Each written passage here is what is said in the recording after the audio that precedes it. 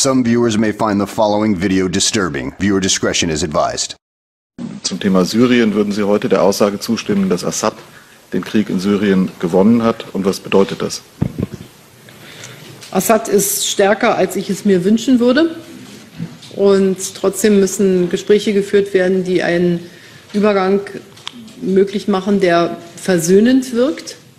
Angela Merkel is a strong woman. I mean, look at her political record. She has been the Chancellor of Germany since 2005 after defeating former Chancellor Gerhard Schröder. And her party, Christian Democratic Union, CDU, is most probably going to win the upcoming elections again. She lost some of her support bases due to the open door policy to the refugees, but she is still the Iron Woman who is able to hold the reins of power.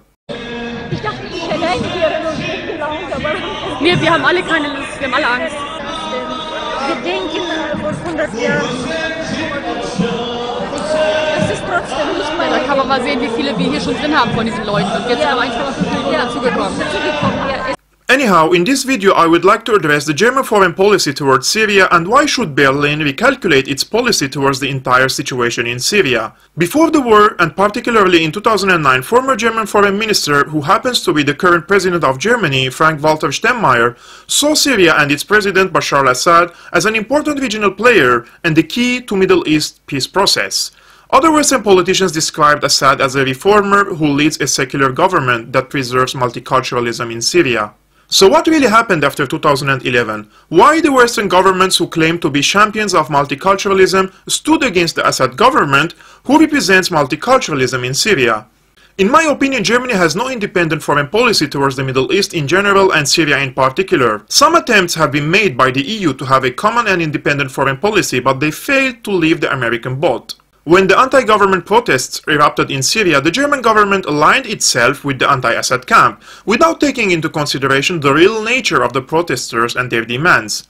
On media outlets, the anti-Assad camp was saying we want democracy and human rights, but underground they were practicing the worst human rights abuses. And to make things worse, in 2012, the EU governments closed their embassies in Syria, claiming that the Syrian army has committed a massacre in Hula village. Although that was the official end of diplomacy with Syria, investigations that took place at a later date by Frankfurter Allgemeine Zeitung, a leading German daily newspaper, revealed the responsibility of Islamist militants in committing the massacre against a religious minority. Between 2011 and 2017, the German government was promoting for a regime change project, which ended up to killing more than 500,000 people.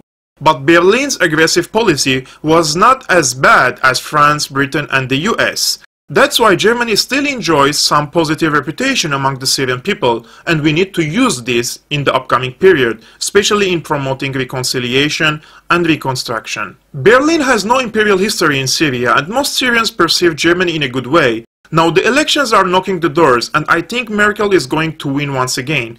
But her new tenure should be different in terms of foreign policy. In Syria, the pro-government side proved to be larger and stronger than the wishful thinkers in the West.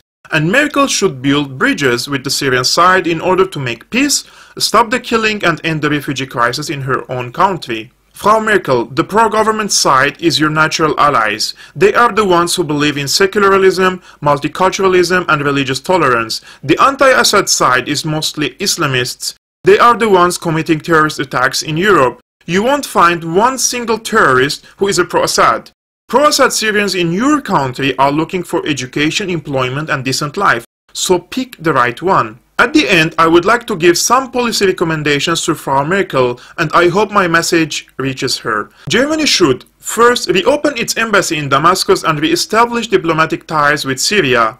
Second, cooperate with the Syrian government and exchange information about terrorist suspects among Syrian refugees. Third, lift all economic sanctions against Syria. Sanctions hurting the people, not the government, especially the energy and medical sectors. Fourth, immediately stop any support for all militant groups in Syria which are not connected to the Syrian government. Fifth, stop any funding for the so-called armed opposition by governmental institutions and NGOs. Sixth, persecute organizations and individuals promoting the so-called armed opposition in Syria. Seventh, negotiate with the Syrian government about the post-war plan, including the reconstruction of the country with German financial help in a large scale. My friends, if you liked the episode and liked my message, please hit the like button.